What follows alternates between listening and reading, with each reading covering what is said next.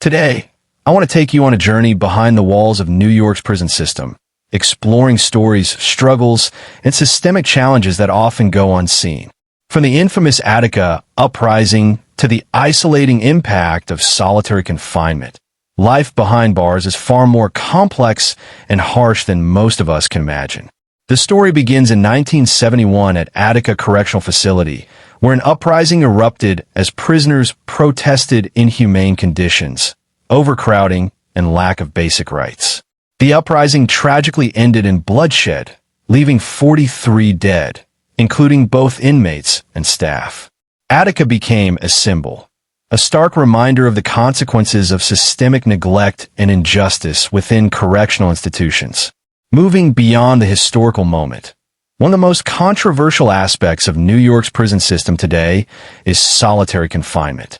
Often called the hole, solitary can last for days, months, or even years. Studies show it causes severe psychological effects, from anxiety and depression to hallucinations and self-harm. For many, it is a form of punishment that feels like a slow erasure of identity. Life inside prison is not only about punishment, it's about survival. Overcrowding, limited access to health care, inadequate educational programs, and tension between inmates and staff all create an environment where human dignity is constantly under threat. And yet, amid these challenges, countless stories of resilience, rehabilitation, and hope emerge, reminding us that incarcerated individuals are more than the crimes they committed. To understand the prison system is to confront uncomfortable truths about justice, inequality, and society itself. It forces us to ask hard questions. Are we punishing or rehabilitating? Are we protecting society or perpetuating cycles of trauma? As we reflect on the stories of Attica, solitary confinement, and life behind bars, we are called to imagine a prison system that balances accountability with humanity, a system that recognizes the value of every human life. Because until we address these issues, the walls of our prisons will continue to echo with the consequences of neglect, injustice, and lost potential. The Attica Uprising was one of the most significant and tragic events in the history of the American prison system, occurring at the Attica Correctional Facility in September 1971. It began as a protest by inmates demanding basic human rights, fair treatment, and improved living conditions. Prisoners were fed up with overcrowding, unsanitary conditions, inadequate health care, limited educational opportunities, and the overall abuse and neglect by correctional staff. Tensions escalated when negotiations with the authorities failed, leading inmates to seize control of parts of the facility and hold staff hostage in an effort to have their voices heard. The rebellion lasted 4 days and gained national attention, drawing media coverage and public scrutiny to the failures of the prison system. Tragically, the uprising ended violently when law enforcement stormed the prison to regain control, resulting in the deaths of 43 people, including 33 inmates and 10 correctional officers. Beyond the immediate loss of life, the event exposed deep systemic issues in the way prisons were managed, highlighting the lack of accountability, the dehumanizing nature of incarceration, and the potential consequences when grievances go unaddressed. The legacy of Attica has endured for decades, influencing prison reform movements, civil rights advocacy, and ongoing discussions about the balance between punishment, justice, and human dignity in the correctional system. Many New York prisons have long struggled with conditions that fail to meet even the most basic standards of human dignity and safety. Overcrowding is a persistent issue, with some facilities holding far more inmates than they were originally designed to accommodate, creating environments that are cramped, chaotic, and unsafe. Cells are often small, poorly ventilated, and lack adequate lighting, making daily life extremely uncomfortable and stressful. Sanitation is another major concern, with limited access to clean bathrooms, showers, and hygiene products, which contributes to the spread of disease and exacerbates mental and physical health problems. In many prisons, access to health care is minimal or delayed, leaving inmates with untreated injuries, chronic illnesses, or mental health conditions that can worsen over time. Food quality and nutrition are also often inadequate, with meals lacking sufficient calories or essential nutrients, which can further deteriorate an inmate's health. Beyond physical conditions, there is a pervasive culture of neglect and abuse, including verbal harassment, threats, and physical violence from staff in some facilities. This combination of overcrowding, poor sanitation, insufficient medical care, and systemic neglect creates a prison environment where basic human rights are compromised, and survival becomes a daily struggle rather than rehabilitation or personal growth. Solitary confinement, often referred to as the hole or administrative segregation, is one of the most controversial and psychologically damaging practices within New York's prison system. Inmates placed in solitary are confined to small, windowless cells for 22 to 24 hours a day, often with minimal human contact, limited access to natural light, and almost no stimulation. The purpose is officially to manage dangerous behavior, maintain security, or punish rule violations, but in practice, it has often been applied disproportionately and arbitrarily. Extended periods in isolation can lead to severe mental health consequences, including depression, anxiety, paranoia, hallucinations, emotional numbness, and in extreme cases, self-harm or suicidal ideation. Even short stays can have destabilizing effects, but some inmates spend months or years in these conditions, with little to no meaningful interaction with others. Solitary confinement also erodes social skills, problem-solving abilities, and one's sense of identity, leaving individuals more vulnerable upon release, whether back into the general prison population or society at large. Beyond the individual impact, the widespread use of solitary raises critical questions about the ethics and effectiveness of such measures, as well as the broader goals of the prison system itself, whether it seeks to rehabilitate, punish, or simply control. Advocates and human rights organizations have long argued that solitary confinement constitutes cruel and unusual punishment, and research increasingly supports that prolonged isolation is psychologically and physiologically damaging, highlighting the urgent need for reform and alternative methods of managing inmate behavior that do not inflict long-term harm. Overcrowding is one of the most persistent and damaging challenges facing New York's prison system. Many facilities were built decades ago to house far fewer inmates than they currently hold, yet the prison population has steadily increased due to strict sentencing laws, parole violations, and the broader criminal justice policies that emphasize incarceration over rehabilitation. As a result, cells designed for 1 or 2 individuals often hold 3, 4, or more, forcing inmates to live in cramped, confined spaces that limit movement, privacy, and personal space. This congestion intensifies daily stress, fuels tension among inmates, and increases the likelihood of altercations and violence. Overcrowding also places tremendous strain on prison staff, who must manage larger populations with limited resources, often resulting in slower response times to incidents and reduced oversight of inmate welfare. Essential services such as medical care, mental health counseling, and educational or vocational programs are stretched thin, leaving many inmates without the support they need to maintain health or prepare for life after release. Overcrowding exacerbates existing issues like poor sanitation, inadequate access to clean water, and insufficient nutrition, creating an environment where illness and disease can spread quickly. Additionally, the psychological impact of being confined in such close quarters, often with little opportunity for privacy, recreation, or meaningful social interaction, can lead to heightened anxiety, depression, aggression, and a general sense of helplessness. The problem of overcrowding highlights systemic failures in criminal justice policy and raises critical questions about whether incarceration is being used effectively to rehabilitate individuals or merely to warehouse them, often under inhumane conditions. Mental health challenges are widespread and deeply concerning within New York's prison system, affecting a significant portion of the incarcerated population.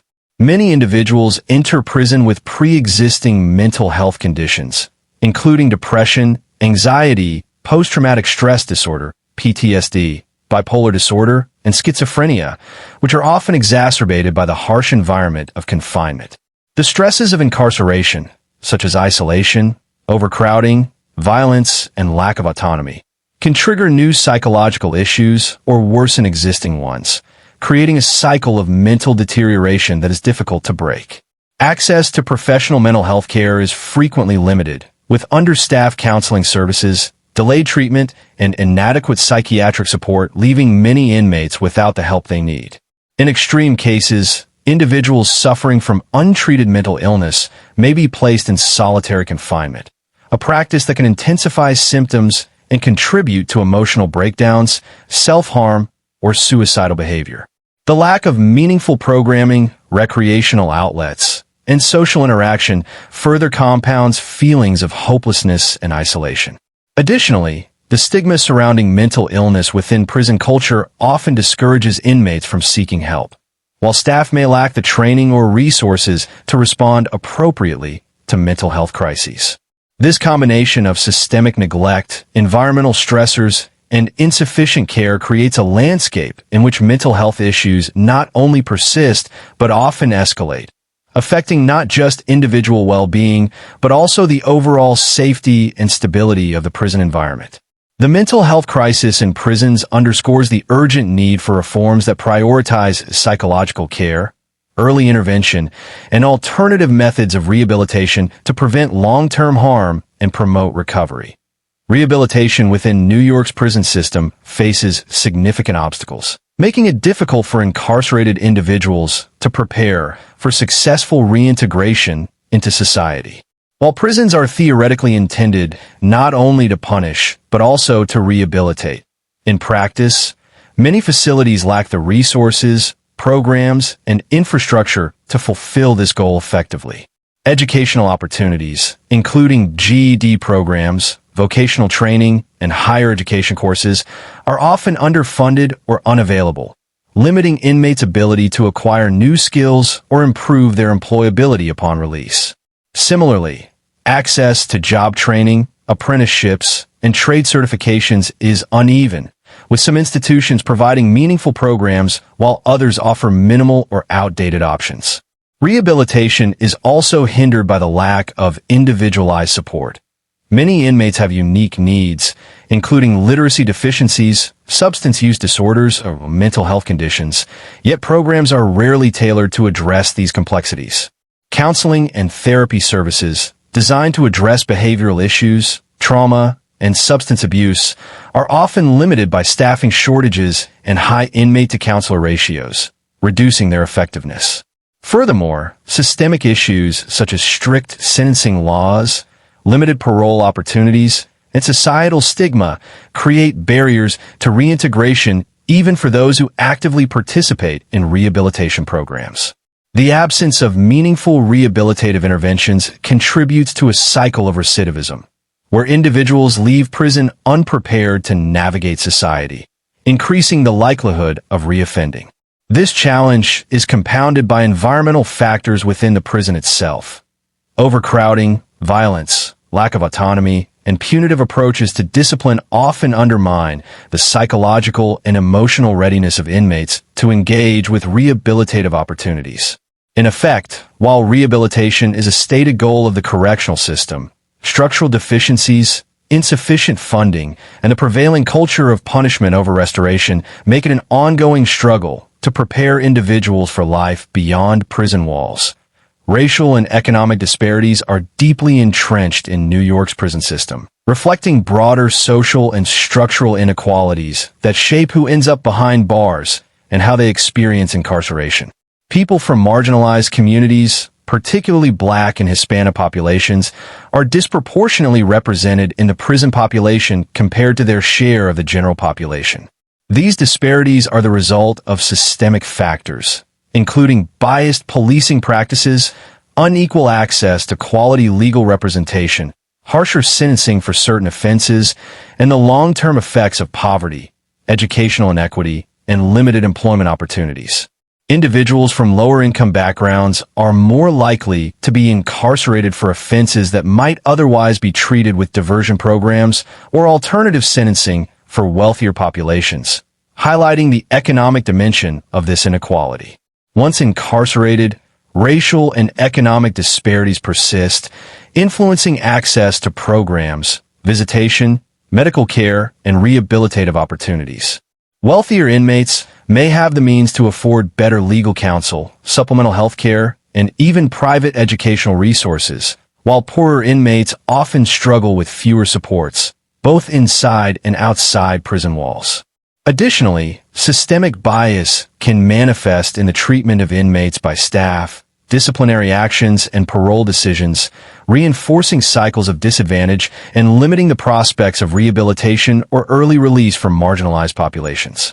These disparities have far-reaching consequences, contributing not only to higher incarceration rates among minority communities, but also to generational cycles of disadvantage, economic instability, and social marginalization. The intersection of race and economic status underscores the need to address the structural inequities embedded in the criminal justice system, as failing to do so perpetuates injustice and undermines the stated goals of fairness, accountability, and rehabilitation within the prison system. Violence is a pervasive and complex issue within New York's prison system, affecting both inmates and correctional staff, and contributing to an environment of fear, tension, and instability. The causes of prison violence are multifaceted, stemming from overcrowding, limited resources, inadequate supervision, and the psychological stressors inherent in confinement. Overcrowded facilities force inmates into close quarters with little personal space, often exacerbating conflicts over territory, hierarchy, or personal disputes. The lack of sufficient staff or insufficiently trained personnel can allow altercations to escalate, as there are fewer resources available to intervene or mediate conflicts effectively. Inmates may resort to physical aggression as a means of asserting dominance, protecting themselves, or reacting to perceived threats, while staff must balance the need for control with safety, sometimes leading to the use of excessive force. Certain populations, including young inmates, those with mental health conditions, or individuals with prior gang affiliations, may be more vulnerable to victimization, creating a cycle of targeted violence and retaliation. Beyond physical harm, the psychological impact of constant exposure to violence can be profound, increasing anxiety, hypervigilance, depression, and mistrust among inmates and staff alike.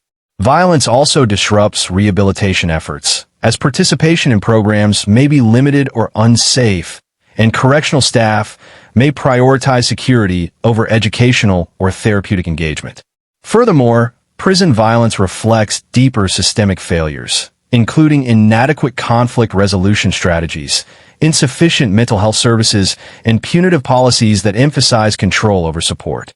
These dynamics create a dangerous feedback loop where fear and aggression perpetuate further violence, making the environment more hostile and dehumanizing for everyone within the system. Human dignity is a foundational concern that is often compromised within New York's prison system, where the conditions and practices of incarceration can strip individuals of basic respect, autonomy, and self-worth. Inmates are confined to spaces where privacy is minimal or non-existent, subjected to strict routines, intrusive searches, and rigid rules that limit personal choice. The combination of overcrowding, inadequate sanitation, and limited access to health care can make even basic daily activities, such as eating, sleeping, or maintaining hygiene, challenging, reducing individuals to a state of mere survival. Practices such as solitary confinement, arbitrary disciplinary measures, and verbal or physical abuse by staff further erode a sense of self-respect, leaving inmates feeling powerless and invisible within the system. Beyond physical conditions, the social and psychological environment within prisons often undermines dignity. Constant exposure to violence, hostility, and stigma can reinforce feelings of shame, fear, and dehumanization. Even opportunities for personal growth, education, or rehabilitation may be restricted or inconsistently available, sending the message that inmates' potential and humanity are of limited value. The lack of meaningful engagement, recognition, or agency within the system not only impacts mental health and behavior during incarceration, but also hampers reintegration into society, as individuals leave prison with diminished confidence and resilience. Upholding human dignity requires systemic changes that ensure safe, sanitary living conditions, fair treatment, access to health care and education, and policies that recognize inmates as human beings capable of growth, rehabilitation, and moral worth, rather than merely as offenders to be controlled.